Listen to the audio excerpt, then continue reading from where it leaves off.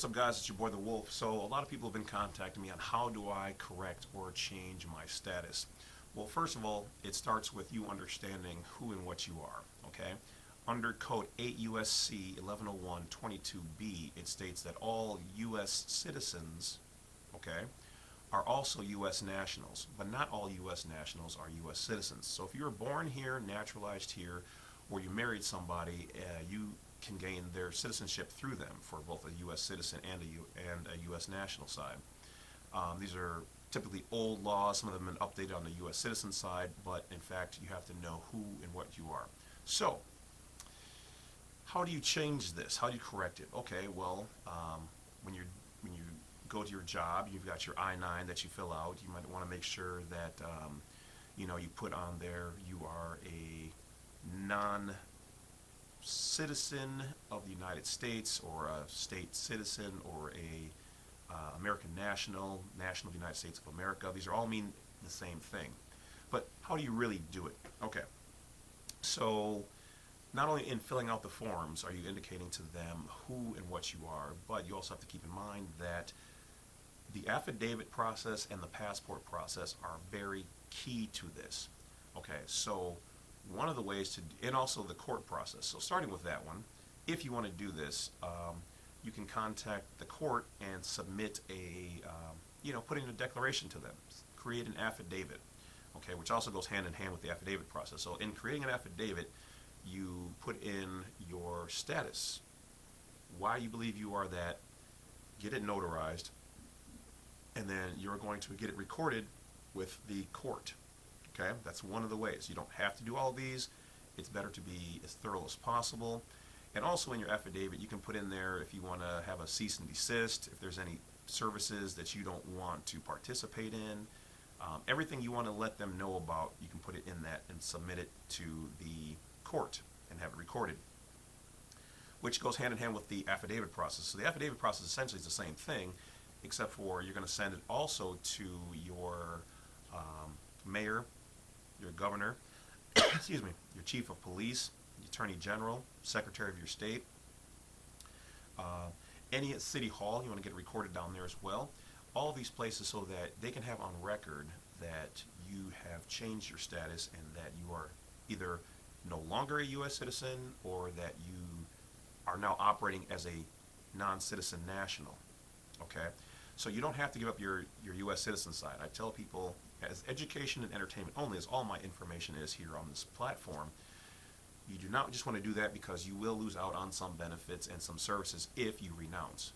Not by declaring your status, because you were born with it. Your status as a non-citizen national or American national or a state citizen or constitutional citizen or just national was given to you as a birthright. The state that you were born in, like if you were born in Florida, you're Floridian. New York, you're a New Yorker. California, you're a Californian. Okay, that was your first nationality because you were born there.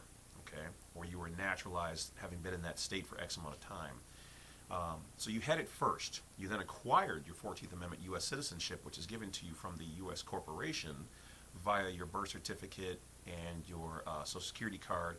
You kept agreeing and telling them and informing them that, yes, I believe I am a U.S. citizen, when in fact you're not, because one, you weren't born in Washington, D.C., okay, because Washington, D.C., if you look up where's the location of the debtor, I think it's USC 9-308, claims that the debtor, which is the United States, is located, in fact, in Washington, D.C. Also, if you look up, is the United States a corporation located in Washington, D.C., it will show you, in fact, by law, the code that states that that's where it is. So, if you weren't there, if you weren't born there, then you either adopted it or agreed to be that. But you got that later on. So you can always claim your other status, okay? So you're a state citizen by the fact that you were operating under your particular state, and then you also are a national or a constitutional citizen because you're under the Constitution of the United States of America. Then you obtained your 14th Amendment U.S. citizen side, which is, well, why you are citis or under the city or state and federal, because you in fact have agreed that you're under their jurisdiction. Now that doesn't mean that you can just go out and do whatever you want. Oh, I'm not under your jurisdiction, I'm this and that. No. You still have to abide by the laws, okay? But when you are in your proper status, different laws now supersede some of those. Okay? So that means that you have to know your status, know what you're doing, and if you're operating in the private correctly, then yes, some things are different for you. So remember, guys, one, I want to say thank you guys for watching the video. Thank you for supporting the channel. And if you see anybody utilizing any of my information inappropriately or calling us out of our proper statuses in harassing or bullying manners, then by all means, don't forget to hit that report button, okay? I would appreciate it. Thank you in advance. So that is essentially those 2 out of the 3 ways. The third way is the passport process.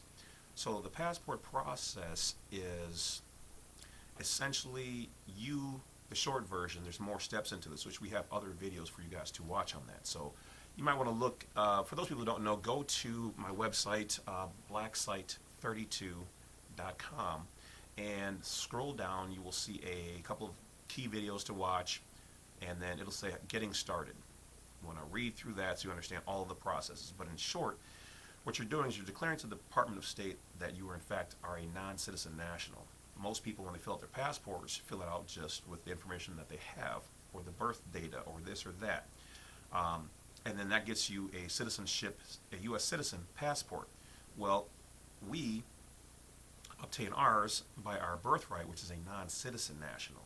All right, so I won't break down all the steps on how to do that, but essentially you have to get your birth data, and see if it's either a birth certificate or a certificate of live birth.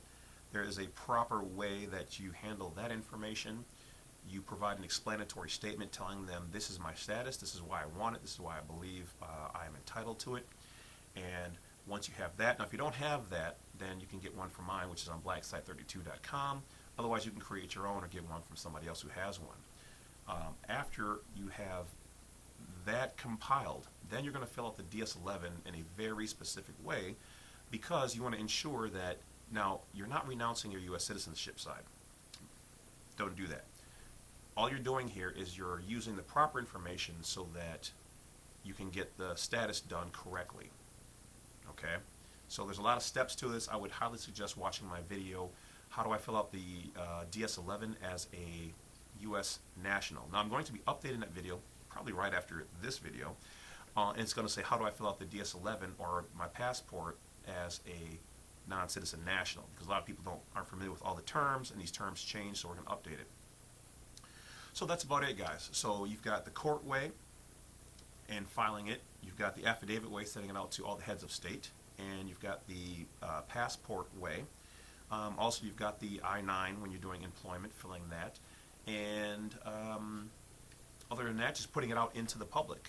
You know, on your website, on a sign on your house, creating your own ID. There's lots of other ways to help further your status correction attempts. Okay, putting it out into the public, no matter what, is always key. So, but do research on all that, and well, guys, that's about it. Not a terribly long video, but a jam-packed one. All right, so thank you guys for watching. I appreciate your time, your attention, your energy. Don't forget to hit that bell, like, subscribe on the way out, and check out the merchandise down below. No, not me, on your phone. Look down there. Keep it clean, guys. There's should be a little bar down there. Lots of hats, hoodies, shirts, and whatever else, logos. Check it out. Pick one up. Support the Wolf one way or another, all right? Because the more you guys support me, the more I'm going to keep bringing you guys this info. So join the Wolf Pack from the YouTube site, or, you know, just subscribe. Talk to you guys later. Appreciate you, and I got more videos to make.